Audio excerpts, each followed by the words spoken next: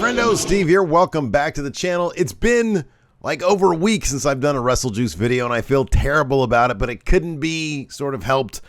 Two big things happened. Number one, I got the coronavirus. I tested negative for it 2 days ago, but for like, I don't know, 10 days or so, I was laid up, and that really sort of sucks the life out of you. I'm okay though. Everything's fine.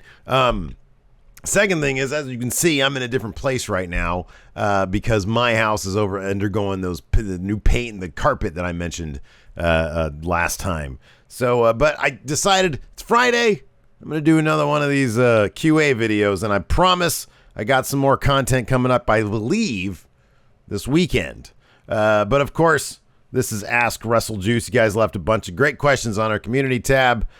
Be sure to give this video a thumbs up, hit that subscribe button, notify bell, all that kind of stuff.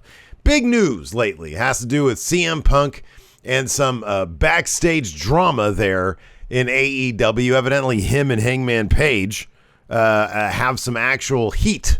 Apparently, CM Punk, and this is according to a Fightful Select report and a little bit from the Wrestling Observer himself, Dave Meltzer, who said that CM Punk's comments about Hangman in his promo on Dynamite took everybody by surprise. He called out Hangman Page, said, hey, get out here for a rematch. Hangman, of course, didn't show because he's not currently in a feud with CM Punk. And then CM Punk said, this is coward shit. And he said something about wanting a very public and very loud apology. I don't know what that's all about, but word on the street is, and according to Fightful Select, their sources say that, no, apparently him and Hangman have had issues regarding some promo stuff that Hangman had said in the build-up to their last wrestling match back before Double or Nothing. So we have some questions here about that. Wyatt Wrath says, with CM Punk and Jon Moxley being next Wednesday, because, yeah, the main event for All Out, a huge pay-per-view. The main event was moved to Wednesday. What do you think the All Out main event will be? He says he's hoping it's Punk versus MJF. That would be really weird. If Tony Khan is the businessman that he claims to be, and I believe he is, I think you can't help but look at the pay-per-view numbers for AEW pay-per-views. You can't help but look at the ratings, which surely will nab AEW a better TV deal whenever their contract is up. You can't help but think, hey, this guy kind of knows what he's doing for the most part. But it would be really, this is weird. To me, this is my own personal speculation. Last pay-per-view, Double or Nothing. What happened? MJF was holding out, evidently, because he was unhappy with his contract. He finally showed up, put Wardlow over, but it's sort of, I don't know, shot Wardlow in the foot a little bit because all the attention then was on MJF and not on Wardlow, and now Wardlow's kind of languishing. He just shows up on Rampage. He's the TNT champion, but he's not really what he was sort of, I think, aiming to be and what his trajectory was. So, because that was such a distraction the day of the pay-per-view, I'm wondering if Tony Khan is thinking, I don't need another MJF situation. Punk doesn't seem to be happy with whatever is happening right now. I don't want him to no-show what should be one of our biggest pay-per-views of the year. So I'm just going to stick this on Dynamite and get it done with. That's the only thing I can think of. Why would you give your biggest match of the year, literally your two biggest stars, Mox and Punk, this should be their biggest match of the year for the company, and it's going to go on pay-per-view. Why would you give it away on free TV? That didn't make sense back when Hogan Goldberg did it, and it doesn't make sense now. And if MJF is coming back, which, I don't know, I haven't heard any like legit rumors about that. If he is, let's say he is, why would you hotshot that match for All Out? Why wouldn't you bring him back on the Dynamite after All Out and do the match that way? This doesn't make any sense. Unless there are major issues going on with AEW. Just there's no common sense behind it. People are trying to figure out, oh, no, Punk's a heel. This is a story that they're telling. If it's a story, that's fine. It's a weird story. If Hangman's not involved in this, it's a weird story. If Hangman all of a sudden on Wednesday gets involved somehow, okay, we got a story on our hands. He's going to do a triple threat it all out. I guess that makes sense. Weird way to build it, because now we're focusing on the wrong thing. We're not focusing on the story. We're focusing on the story behind the story. And that's not what pro wrestling really should be. I know that there should be an element of mixing reality and fiction. I get that. But we're focused solely on the reality of it, and it's sacrificing whatever story they may be telling. It's weird from a business standpoint. It's weird from a storytelling standpoint. The whole thing just smacks of weird, which pro wrestling is from time to time. So that's all I got to say about that. I don't think it's going to be Punk MJF. I don't think it's going to be that. I'll be honest, at this point, given that this info's out there, I'd be kind of surprised if Punk shows up on Wednesday. Be kind of surprised. He's probably going to show up and he'll drop some promo, which is going to be weird also. It's going to be mixing the shoot with the work and all that stuff. Kayfabe and stuff. The Green Pianist says, I want to ask you something. With Vince's ideas and vision of WWE and the superstars, I know they lost a lot of loyal fans, but they also have a huge international following that love the Lesnars and the Cenas and the Reigns of the world. So I was thinking, with Triple H shifting more towards black and gold NXT style of shows and booking, do you think there's a chance they lose that big international following? No, I do not. Because I think Triple H is still going to value the Cenas and the Romans and the Lesnars. If he can find himself another Lesnar, I think he'll be very happy. I think he'll still continue to use Lesnar if Lesnar is interested. And here's the thing. Triple H is one of those guys. Triple H was huge internationally, according to Triple H. I think that he understands the value of those big, meaty megastars, those big potential Hollywood crossover guys. I think Triple H would love to find himself another Cena. So I think he's going to do what he can to facilitate that, to find that. Shmuel Goldstein says, howdy, Steve. Been watching you since Dan was on Going In Raw. For a long time, the WWE Hall of Fame has been seen as illegitimate by many because of the nature of how inductees are picked, which is just whomever Vince McMahon felt like picking. With Vince now gone, how do you think the WWE Hall of Fame will function? Will Triple H or Stephanie pick who's in it? Will they create a Hall of Fame board of directors to pick it like in other sports? That's a great idea. I honestly don't know. I get the feeling that it's just going to be sort of the same of what it was before. It's probably just going to be Triple H and Stephanie sort of deciding what's best for business, what, who they can reach out to and say, hey, this is a good name for this year. So I think instead of being up to Vince's whims, it's going to be up to Triple H and Stephanie's whims. That's kind of it. But I don't know. A panel would be great. That'd be interesting. Let's see here. Kiv I says the news going around that there's going to be a smoother transition to main roster for NXT stars. Unlike the weird character repackaging that we came to dread over the past few years. However, which current NXT 2.0 stars, if any, do you think could actually benefit from such a repackaging in Triple H-led main roster? Joe Gacy. Easy answer. I don't like this schism stuff. Not huge on it. From what I understand, HBK is completely in control of NXT, and that's great. Schism doesn't work for me. I really want Grizzled Young Veterans to go back to being Grizzled Young Veterans, but I don't think it's going to happen. But yeah, Joe Gacy, he's sort of a dollar store Bray Wyatt at this point, and I think that Joe Gacy is capable of so much more. Unfortunately, a lot of his promos fall into bad Bray Wyatt territory, where he just says a lot, doesn't really mean anything. Talks a lot, doesn't say much, whatever the phrase is. But it's Joe Gacy. I think he's a terrific wrestler. I think they almost had something with him. And I think they can bring him back around. John Davey says, if you knew releasing Punk would enable you to retain MJF, would you do it? So if there was some sort of weird situation where I let go of Punk, bring in MJF.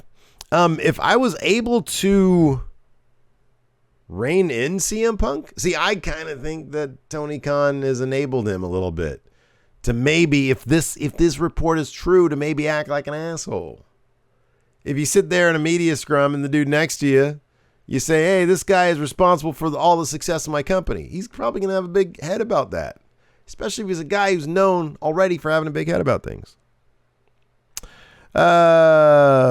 Petite says, get well soon, Steve. Thank you. I'd like to ask, how would you book Gargano's return to the WWE? Oh, easy.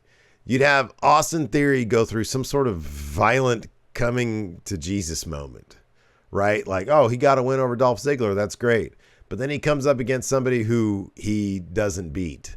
And that person completely and totally destroys him. Like a Brock Randy Orton situation where he gets bloodied up. And he just complete crisis of confidence. I got this briefcase, can't do nothing with it. Maybe a Clash of the Castle. He tries to cash in on Roman, but he gets annihilated by Drew in the process. Same thing that happened at SummerSlam, but this time he gets really violent. Maybe Cross shows up, and he's like, hey, this was going to be my deal, but I'm going to make an example out of you. TikTok, bitch. And he starts elbowing him in the head, and blood's everywhere, right? Britt's going crazy. Gargano shows up, makes the save. Come on, kid. Let's get out of here. And then he mentors him to do things the right way. Let's see here. Tyler Warden, with the trios title finding its champion soon, which wrestler would you like to see establish a group to contend for the straps? There's already a ton of trios groups in AEW. Enough to have your first 6 champions, to be honest with you. I would love to see Miro form an alliance with... How about Brody? How about this Brody King splits off from the House of Black?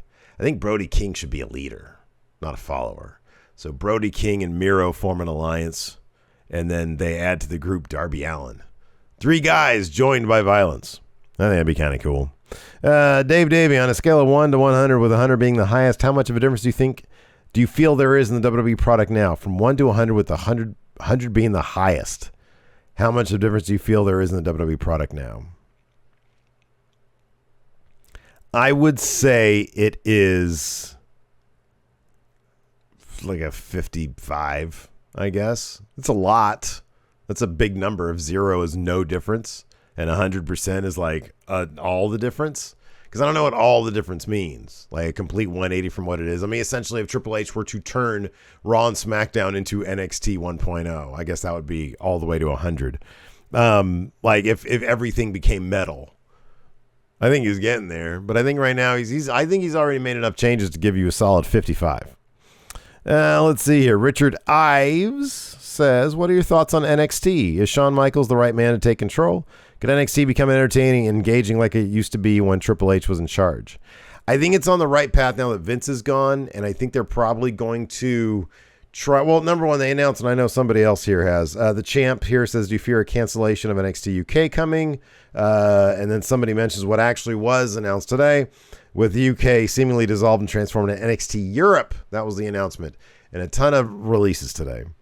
He says, what do you think will happen with it? I don't know. I hope they travel the brand. I hope that it's a traveling brand across the wonderful cities there in Europe.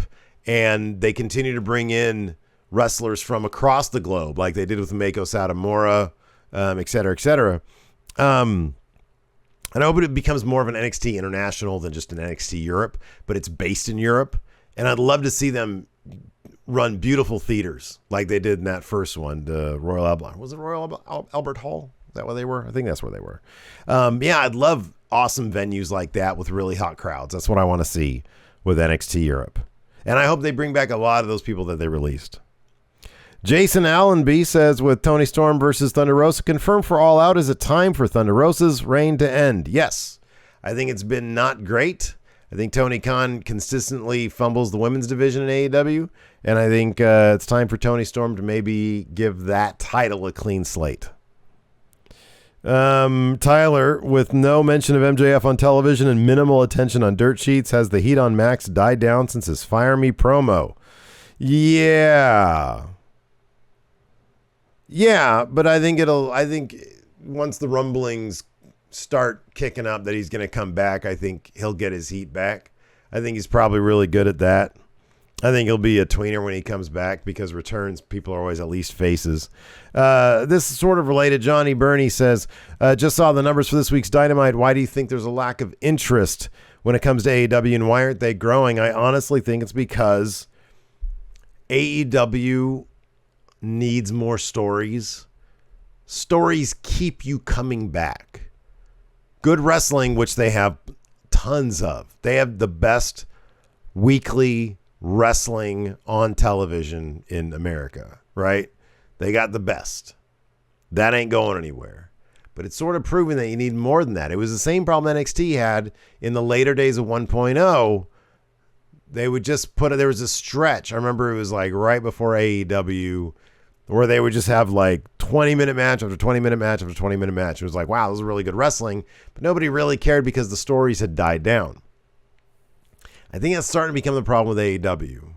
They've lost a lot of their wrestlers, be it, Cody to WWE, MJF to contract negotiations, Punk to injuries, and it's hard to get and keep momentum when that happens. I'm kind of surprised they haven't dropped off more. It's hard to grow when that happens.